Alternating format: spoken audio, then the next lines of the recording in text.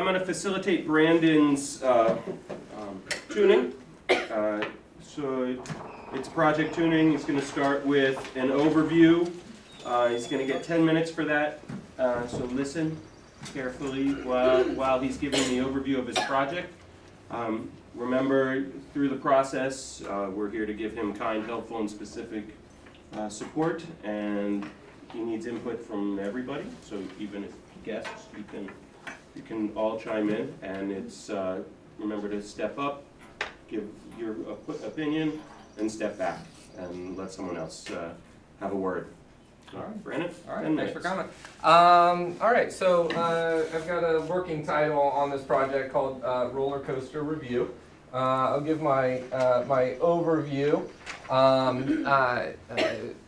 Part of my overview is why to do this project, but before I do that, I'll give you a little bit more details on what it is. So I'm taking my AP Physics 1 students to Kings Island, and I want them to measure the acceleration on roller coasters, and then post those acceleration values in units of G's in front of the roller coasters. So this is kind of inspired by like a Mythbusters episode. In order to do that, they have to create a device which will measure acceleration, and that's where it gets pretty complicated. So they are using these. This is called an Arduino unit. You may have heard of these. There's another competitor called Raspberry Pi, and you could use those as well. But it's a small computer unit, and you can buy accessory chips for it, like this, which is a storage card, which will store data, and this, which is an accelerometer and a gyroscope. And this measures acceleration in 3 dimensions at once. So that's what they're working with. They also use a battery pack. I'll get into some of the details with that. So some pretty advanced equipment. And I want them to learn some good engineering skills. They do have to do some prototyping. They get to learn some simple programming. A lot of times they don't call these programs, but they call them sketches. But to you or I, they probably look very much like programming. They definitely have a level of code. They get to design circuits, learn to solder. We go with some extension on vector analysis, so resolving these 3 different acceleration values in 3 different directions into just one, so that they can say this is 3 G's or this is 4 G's, not it's so many G's up, left, and down. I want to get some good engagement out of it. It's kind of the end of the year, and the final product is right after AP tests, so it kind of carries them through the year.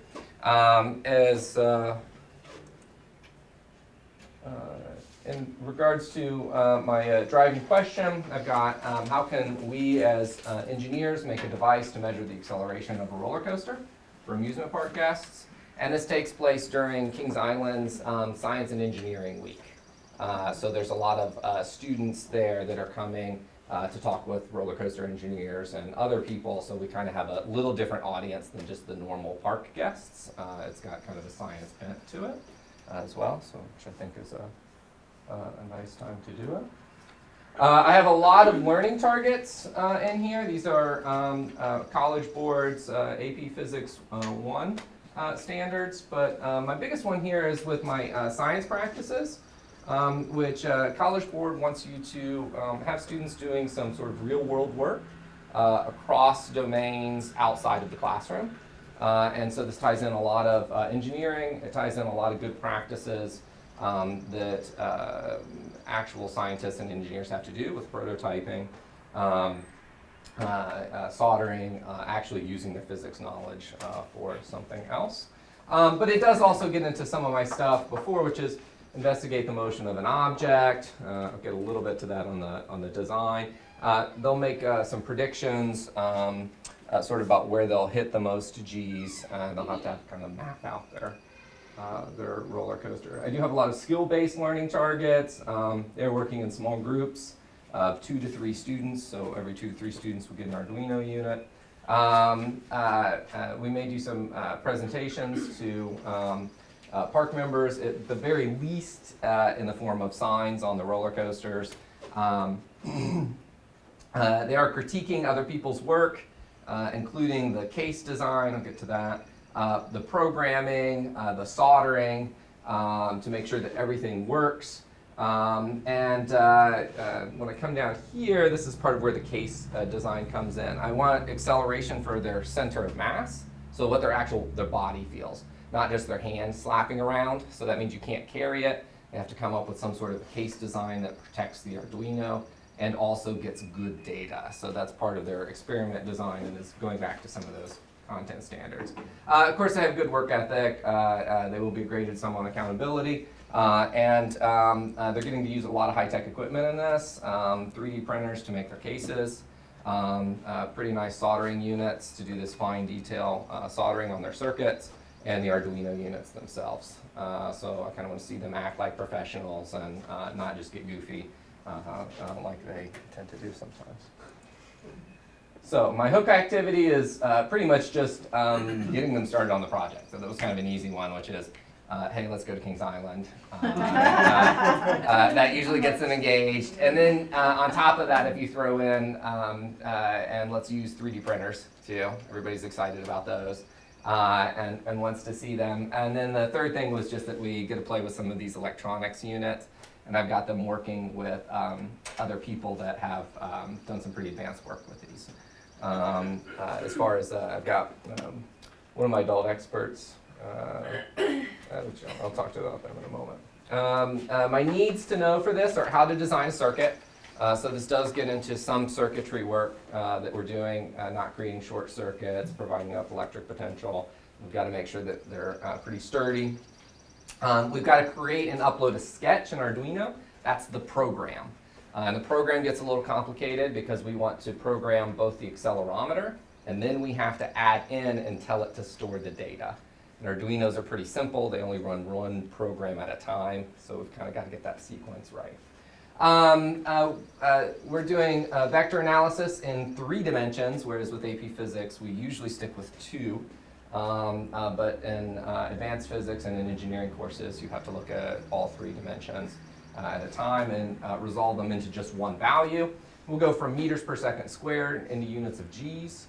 We'll have to make some predictions on this and then try and come up with our timing and match that to the data later on to see how our predictions match what the Arduino actually read. And they have to use a program called Tinkercad. So that's a computer-aided drafting program to design a case that meets my requirements for measuring center of mass, not losing the Arduino, not letting it get too hot, and they have to learn how to solder.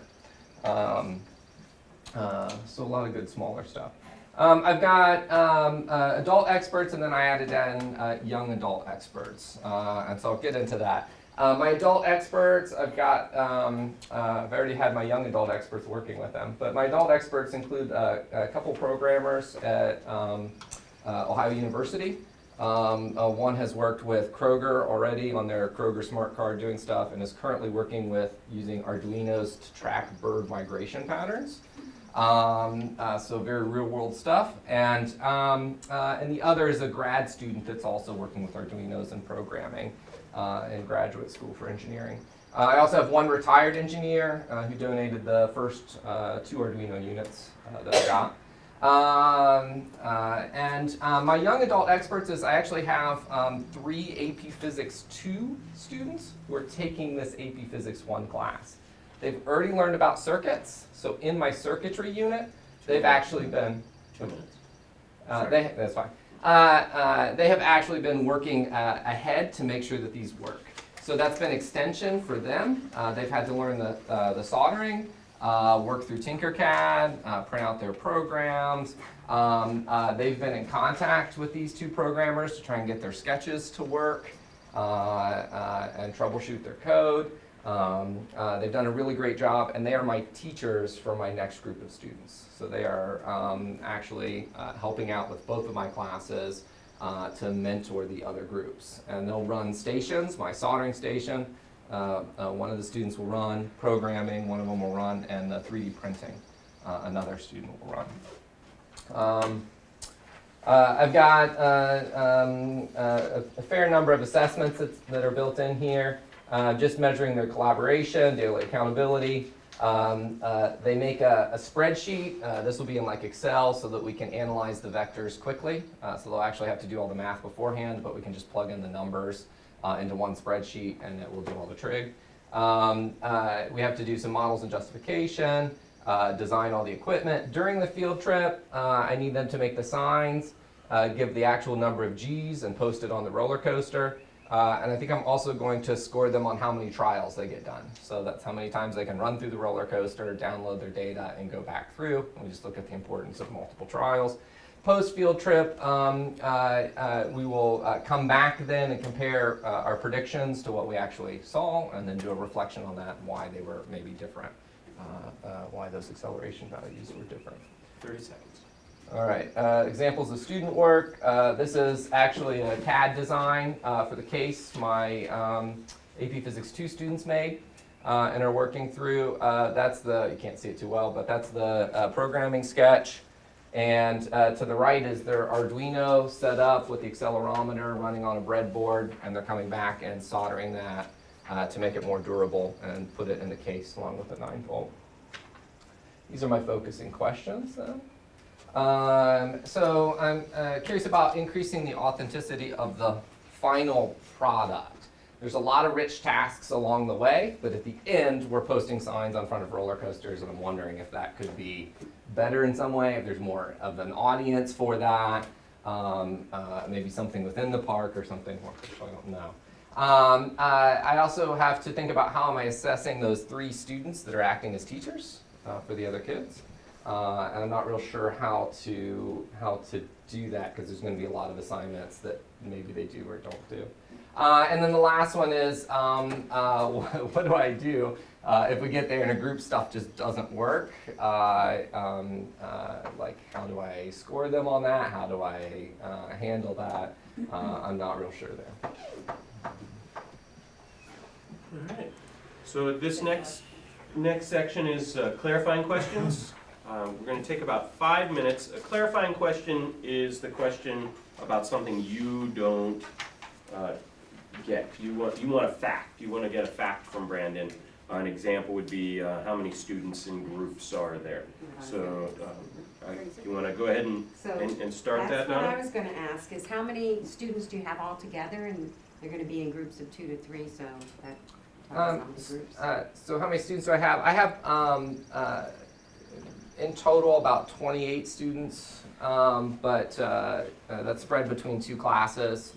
Not all of them go to Kings Island. I have about 10 Arduino units, and so that gives me with groups of about 3, depending on what I do with those extra 3 students.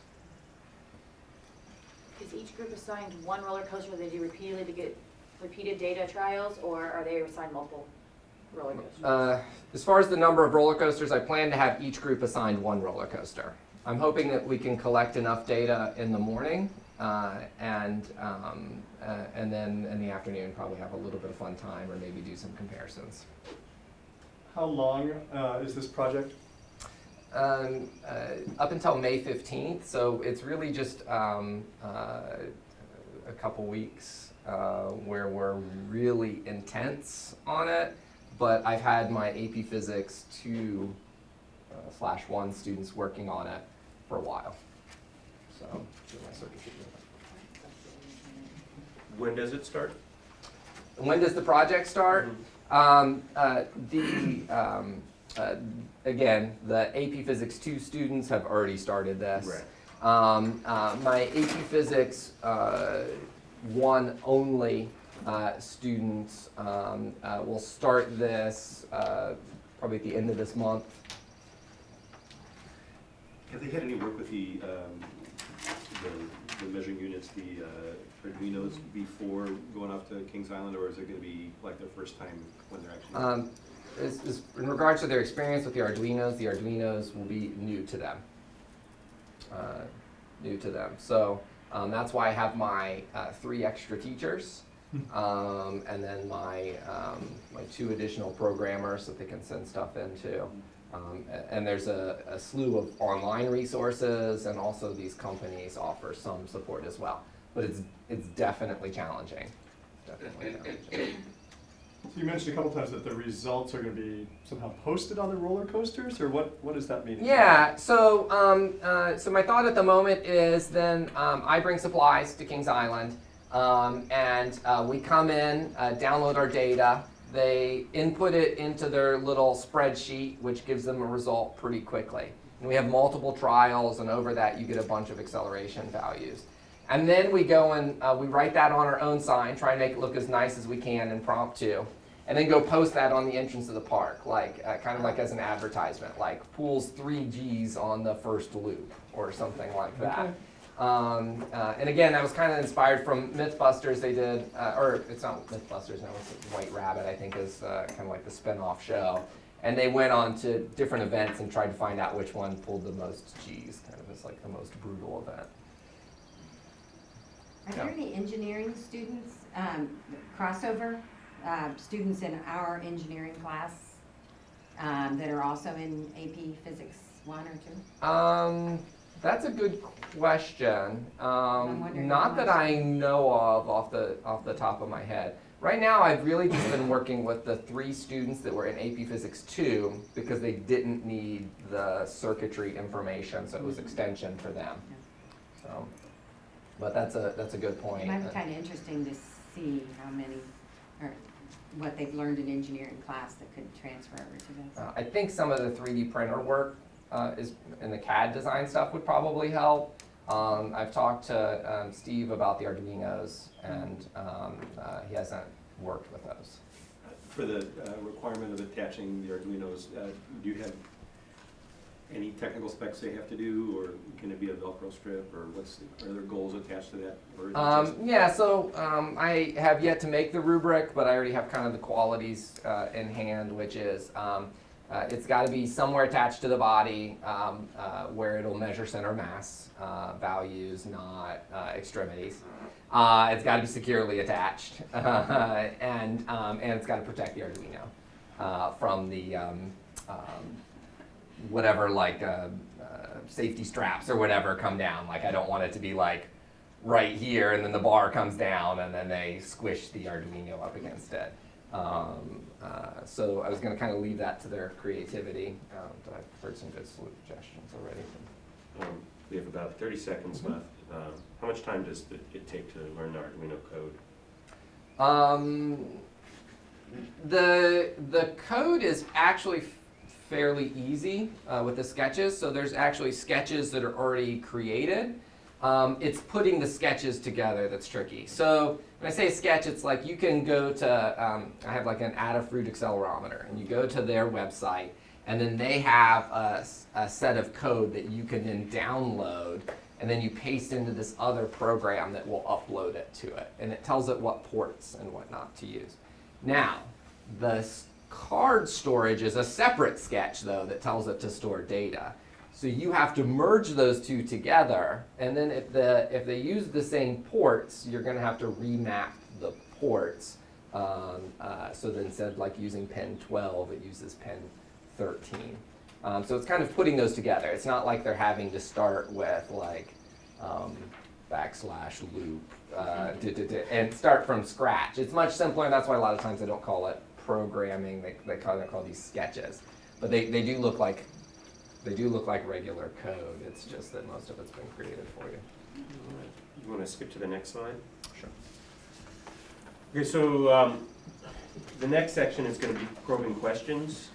Probing questions are more difficult questions, things that you want to ask that would challenge Brandon to think more deeply about his project, things he might not have thought about. So it would take about a minute to kind of reflect on what he said so far and write down a probing question.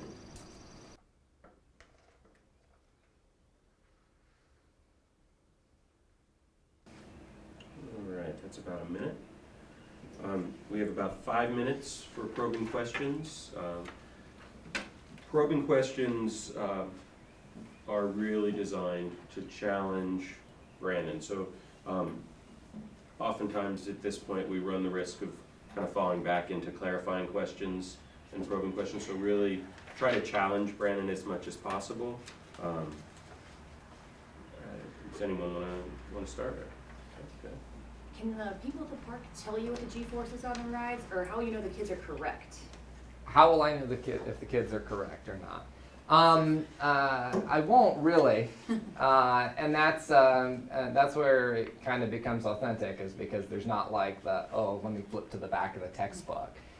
We really, as a group, are going to have to evaluate how valid these results are, and that's kind of where we have our reflections sort of at the end, and we look at multiple trials. Maybe if there's some extra time at the end, I challenge other students to switch up roller coasters, and then we come back and get their data and see what it looks like. I have a question regarding, or just some feedback, thinking about your focusing question on how you might be able to increase the authenticity of the product. So I'm looking at your driving question, and it's really focusing on measuring acceleration. Yeah. So I'm wondering if they're going to think about what's the importance behind, why does acceleration matter? Yeah. Why would it matter if one is 2G versus 3G in terms of the signage that's being created? Yeah. So for me, it's more, again, this is during that science week, so it's more of an interest factor, and it was inspired by a television show, and that's basically what they did. They just said, like, how brutal sort of is this? And so we're taking that that quality of like how intense the roller coaster feels, and we're putting a number to it, which is how many G's it is. And so you talk about like fighter jet pilots and other stuff pulling so many G's, and maybe that's something that we can look at and have them watch. But. Yeah, so I'm wondering if that could be tied into people that have some health concerns with, understanding that the acceleration could impact their health, or Right. it could impact their wow factor as Right. to, I definitely want to ride that one. Right. Yeah, so it could Or be a way avoid this one. to say which roller coaster is like the most intense, or maybe there's a scale or something there. Interesting. In regards to your second focusing question, how do I assess my students acting as teachers? Will the AP Physics 2 students have specific jobs they're supposed to do with the other students, or Yeah. specific things they're supposed to teach? Yeah, so I've got one that will work on just teaching students to solder, and it's very detail soldered. You have to get all the pins on these soldered without connecting any, so we talk about short circuits. And another that's doing programming help, and the other that's doing help with the 3D printing and making designs that will actually print. We've already run into some challenges with fill space and other things that go with that. So they do have specific jobs, and I've already talked to them about that. And my goal is to kind of have the group split up at certain times, and everybody does a little bit of soldering, everybody does some work with the 3D printing, everybody does some work with the programming, but they spend time with those sort of student teachers that stay at their stations. I would like to piggyback off of that question. Do you have something in place with these Physics 2 students that will teach them how to be teachers and not doers? I mean, it's a good question. Yeah, that's something that I could definitely look at, and we need to talk about with how much you stand back and let other people do. I do have some rules about the collaboration stuff, about taking turns in the group, kind of like what we did in our PD day when we went to the Proto Build Bar, where everybody took turns soldering, and so I have some of the same rules so that everybody gets a chance to kind of learn these technologies. 1.5 minutes. John? Have you considered having them test these units before you go to Kings Island, so that to reduce the possibility of them failing? Absolutely, absolutely. So they're pretty easy to test, and we could scale up the test, but you can move them around like this, and we've already done that, and they'll read out all your movements whenever you change your motion. It does that. I don't know, we could walk down Mills Lawn or something like that, go down the slides or something if we wanted to, just to see how sensitive they are. But they do measure well, and it's easy to test in the classroom. What's the process you're using for preparing the students for the different assessment points? Like, knowing how to do 3D vector analysis or presenting at Kings Island so that what they're presenting is correct and presentable. As far as the 3D vector analysis and how to do that, I'm going to let them research that. How do you analyze vectors in 3 dimensions? Go. Because part of it is I want them to get used to finding the answers for themselves. And if you go online, you can quickly find that. And then it becomes a matter of support. Okay, well, you're learning how to do this. Or maybe I should say my question really is, how do we make a quick program that will allow us to analyze vectors in 3D? And then one of the questions that springs from that is, okay, well, how do you do that? And then the next question is, how do you add these formulas into a spreadsheet that we can use later on? So it's some research on their part and support online where they need it. So that's our time. At this point, Brandon is going to step away. You want to go to the, that'll be perfect. Go back to the moment of reflection. And for the focusing questions. That's perfect. Everybody has, go to the focusing questions. We'll go there. Focusing? Okay. Yep. Okay, so everybody in their paper has kind of the slides that we've passed. So the moment of reflection, this is 1 minute for us to think of both warm and cool feedback for Brandon about his product or project so far. And then also start thinking about his focusing questions. And then we'll start a 10-minute conversation to help him answer these questions. We're talking amongst ourselves at that time. Brandon is just listening in from afar. So we're not actually talking to him. So 1 minute quiet reflection.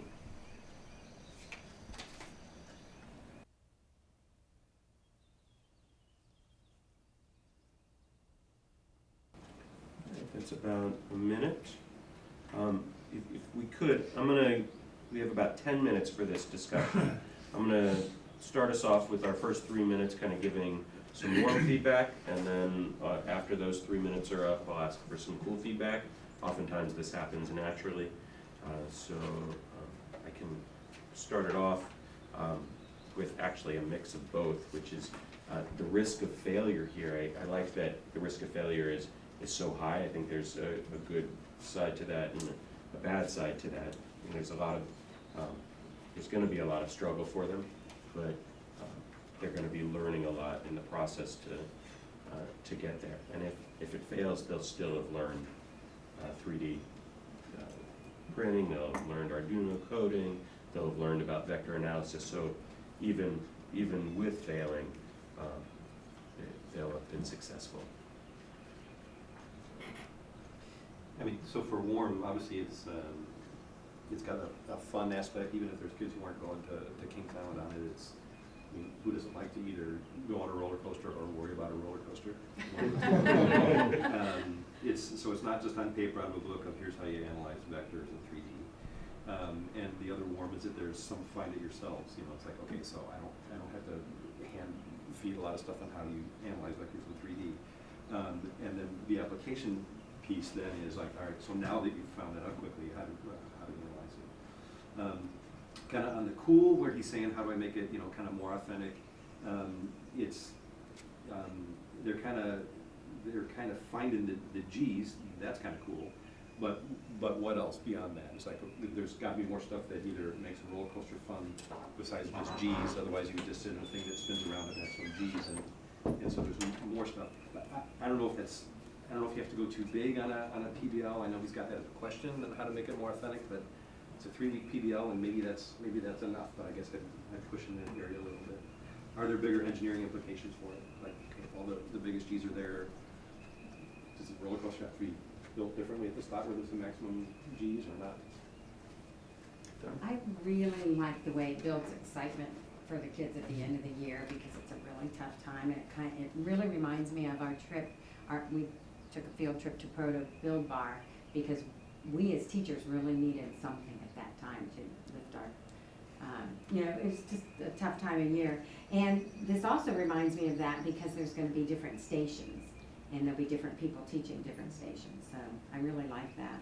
It seems like a lot to do in 2 or 3 weeks, a lot for the students to do and a lot to learn, so. Okay.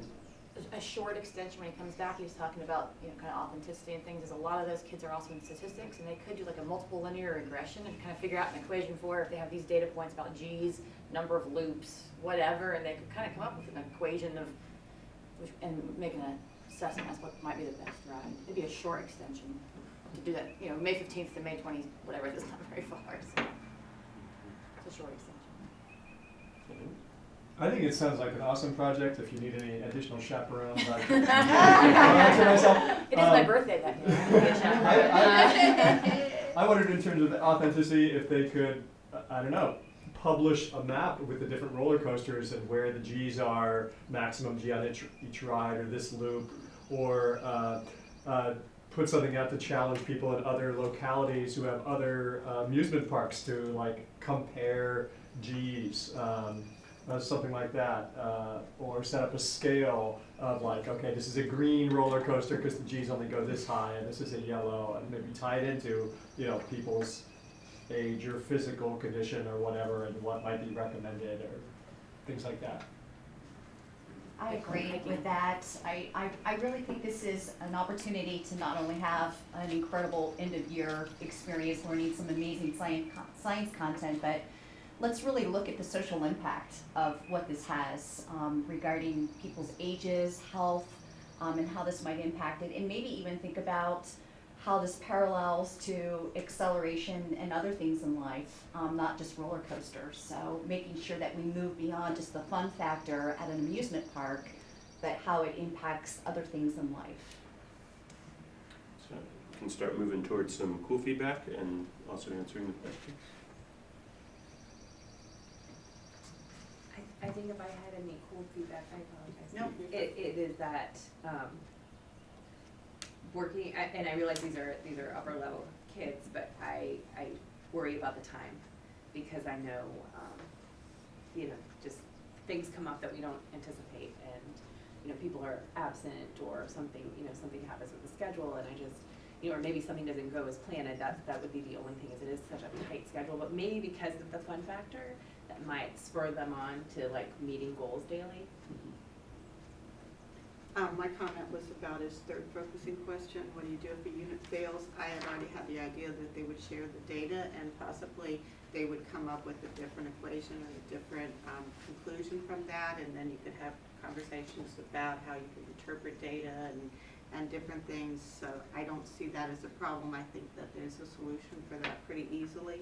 But I was wondering what prerequisite math knowledge the kids need to have, because to say, okay, go ahead and figure out how to analyze vectors in three-dimensional, they need some kind of basis to be able to do that, and I wondered how the math department might be able to support that.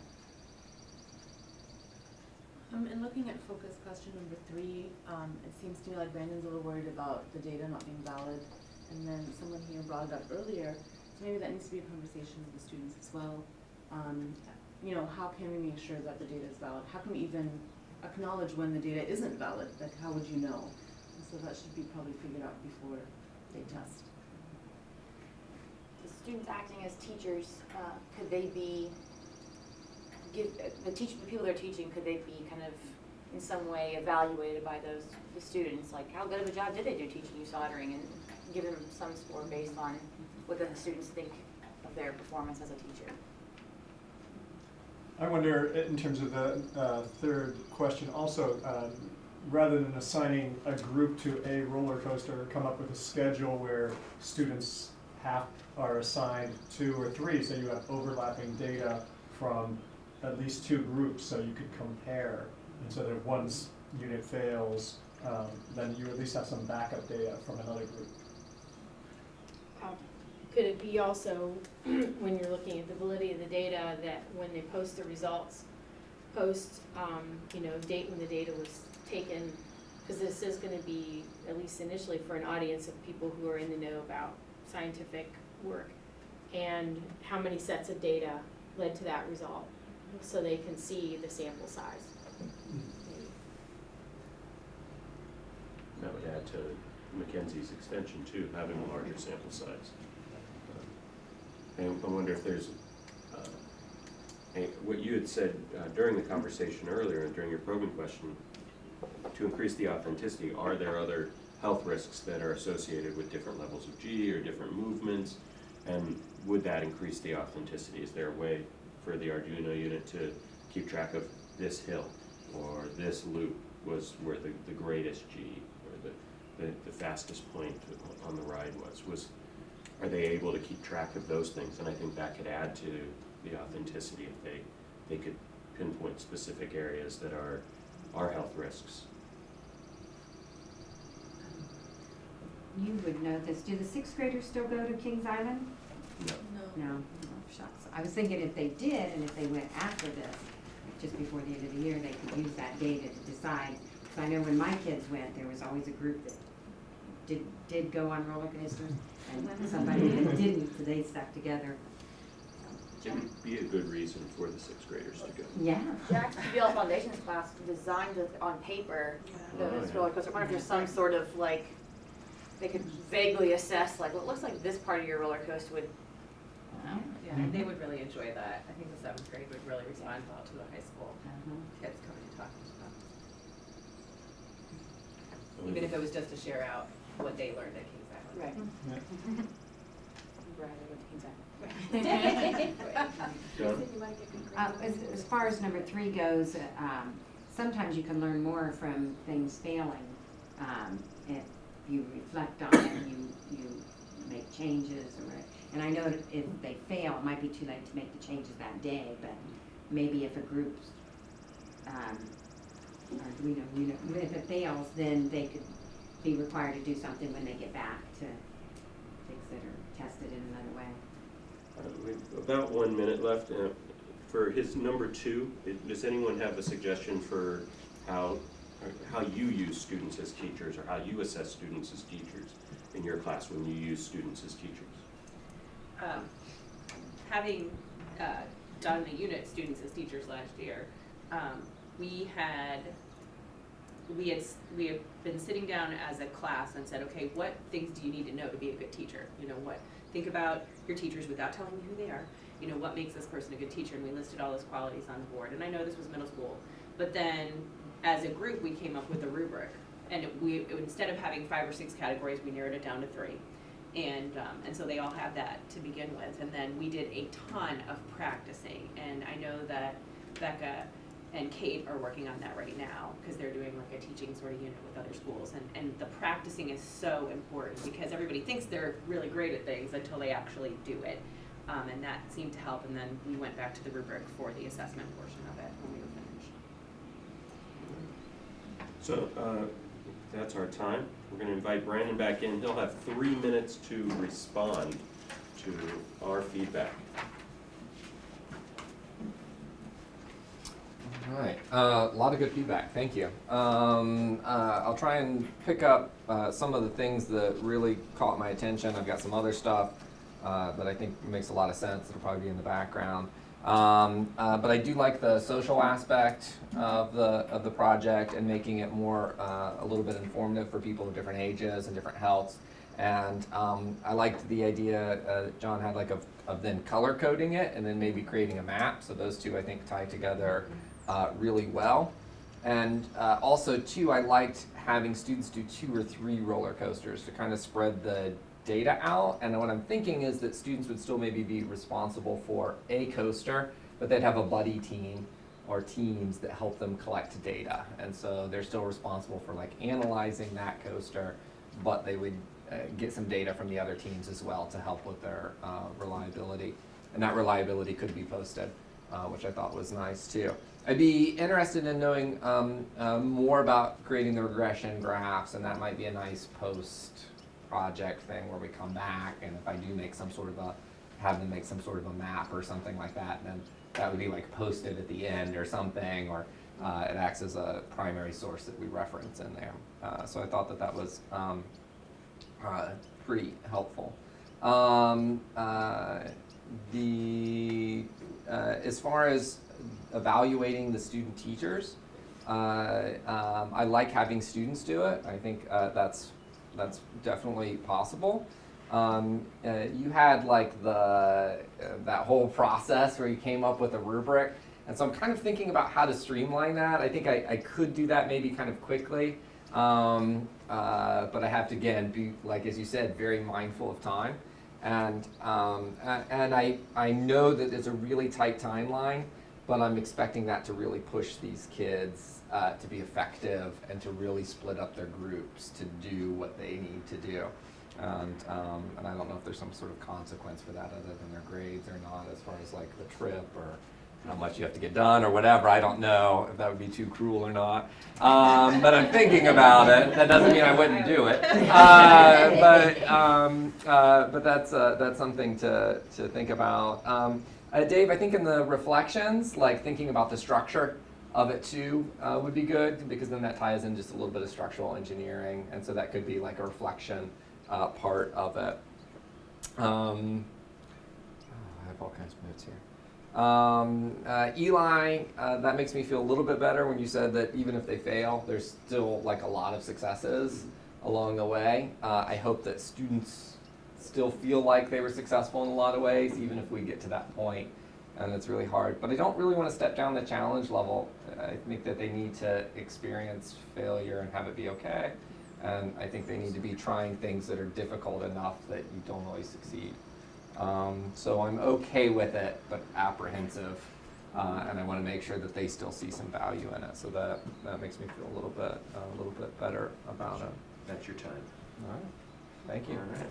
So we have two kind of procedural parts now. One is closing the loop, which is for you as the audience, if you have a support of some kind for Brandon, an expert in the field or an idea, so like Mackenzie's math Mathy stuff. at the end. Mathy stuff. Mathy stuff, right? The regression, the statistical regression at the end, and that's an example of something that you could add. So we have about 3 minutes to write down, and you can write on your printouts, you can tear it off and give him a note of, I have this, that could help you. So 3 minutes.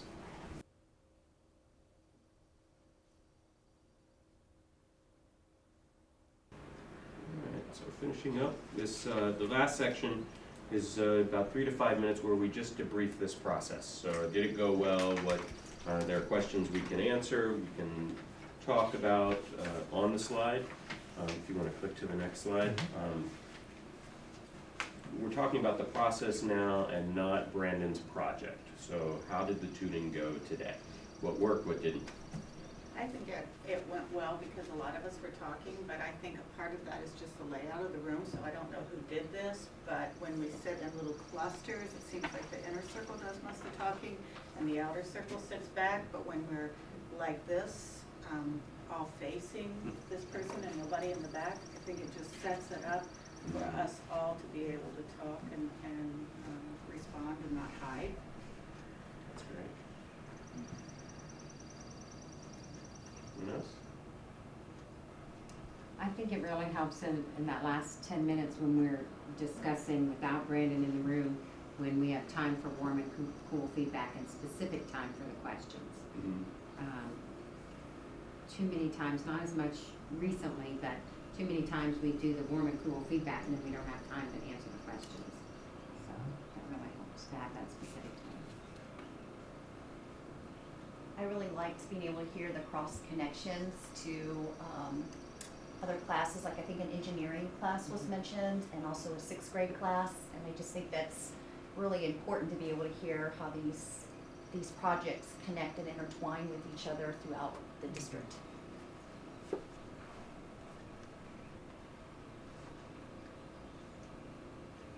Did we answer all of his questions? Did we do a good job of asking probing questions? I'll take that one. Yeah, I thought people did a really nice job answering it. Like Deanne said, I did hear from a lot of people, and I got a lot of feedback that was on topic, and so I was kind of scribbling furiously to get it all down, but I've got a lot of stuff highlighted to come back into it. So I feel like we did a really nice job. I think we're being better off about resisting the urge of making the project too big for him, like saying, well, then you could go build a roller coaster. Yeah. You know, like, in the beginning, we would all do that, we'd all throw these gigantic things at people that were just like, okay, I could do that if I had 6 years and infinite money and Yeah. whatever. We're learning to be a little bit more realistic with our suggestions. Found our limits. I hope so. I mean, that was a big problem in the beginning. It was also that you get the feedback that it was just too big, you know. It was great, but it just made things too big. So I like that we were a little bit more, we're getting more realistic, I think. Because it's already big enough. Yeah, yeah. And 3 weeks. Right. So, during all this testing, and all the classes are shortened, and there's crazy schedules, and the kids are starting their APs 10 days beforehand. Yep. All right, go. And they graduate the week after. Right. No pressure. And I thought Brendan did a really good job. You know, here's a pretty technical topic that for me, like, I don't know any of the technical aspects of what he's talking about, but he made it accessible, which was really nice. Yeah, as the facilitator, being able to go through a slideshow and listen to him, I had written down questions ahead of time, so he kept answering my clarifying questions as he was going along, so it was really good to have him prepared for this. It was made the process move a lot smoother So did the handouts. in the handouts. I think it does show that you could have anybody in this group and we would have understood what he was talking about, even though I had no idea. I was a systems engineer for 7 years and I still don't know what he's talking about, but I think, yeah. It would be nice if we had some grade school teachers in, a little more often, because I think they do. Oh, we do. Yeah. I didn't even see you sitting there. Well, good. I'm glad you're here. So this is nitpicky, but I don't think we need like a 20-page packet for this. I mean, in terms of wasting paper and Yes. environmentalism, I think we Some could. people got the, like, 6 on a There we go. 9 on a. Yeah. I agree with that, but to piggyback off that, I have not figured out a setting in Google Slides to print like 3 per sheet. Uh-huh. like I can do show you, but with- it's not easy. Okay. Yeah. You know what seems to work is just putting the focusing questions on one side and the overview Okay. and driving question on that one page. Okay. You don't need Yeah. the whole slideshow because it's Yeah, enormous. I felt bad about it last night when I was printing them, but I'm like, I don't really know like what the other option is, and at some point I'm just gonna have to go with something. So. Right. We did a human footprint project this year, and these end up in my recycling, and our students see them. I know. What you guys do. So take them somewhere else, is what you're saying. Recycle in the I library never today, forgot to please. print double-sided the entire time I was in high school. John Gutchell never printed a single thing double-sided. Well, as a visitor, I like the slideshow thing because it's got the nice overview of the whole process to remind me of Mhm. what it's about, because I'm still a newbie at this, so. Very good. Do you know where we're doing the second hour? No, Okay. I don't. I thought they'd come on and announce. We're sitting out there, they set it up We're for all- us. The whole district's gonna fit in the They library? put chairs out for us. Wow, okay. All right, well, that concludes our tuning. Well All done, right, Brandon. thank you, everybody. Thank you.